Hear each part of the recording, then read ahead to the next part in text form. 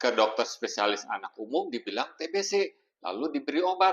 Nah, second opinion ke dokter anak subspesialis paru belum tentu dan perlu diulang mantuknya. Halo, ketemu lagi dengan saya Dr. Rudi Hartono. Ini ada pertanyaan yang menarik nih. Anaknya ke dokter anak umum dibilang sakit TBC, lalu minum obat TBC.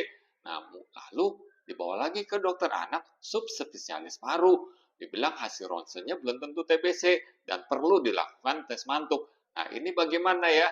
Nah, memang untuk mendiagnosis TBC pada anak nih ya, itu sulit ya. Jadi kita harus hati-hati, yakin dulu baru kasih obat TBC. Kalau nggak yakin, kita perlu observasi lagi.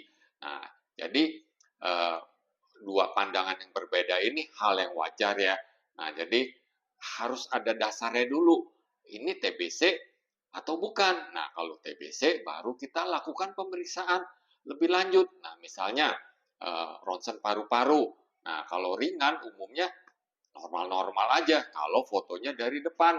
Nah, perlu diperhatikan kalau TBC paru, bagusnya ditambah lagi foto dari sampingnya. Nah, untuk melihat pembesaran kelenjar di paru-paru, itu yang lebih membantu ya, punya nilai positif yang bagus.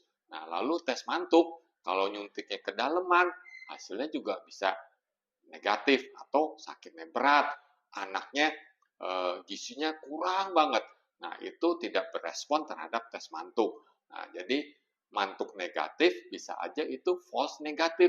Nah, jadi kita harus hati-hati mengartikan setiap pemeriksaan yang dilakukan.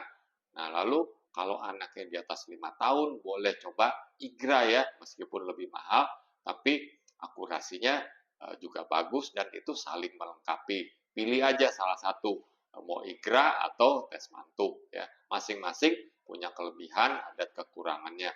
Nah, seandainya ini negatif, kalau udah minum obat TBC, ya stop aja. Kan negatif. Bahaya nggak? Ya nggak bahaya. Justru kalau diteruskan ya nggak ada manfaatnya. Nah, jadi silakan konsultasi ke dokter anak subspesialis paru agar mendapat penanganan lebih bagus lagi. Nah, saya pribadi ya tetap hati-hati, tanya jawab yang mendetail, pemeriksaan fisik yang bagus, pemeriksaan penunjang agar lebih pasti lagi. Baru diambil satu kesimpulan. Nah, sedikit lama nggak apa-apa, yang penting pasti. Semoga dapat menjawab ya. Jika video ini bermanfaat, silakan share ke teman atau ke saudara. Salam sehat.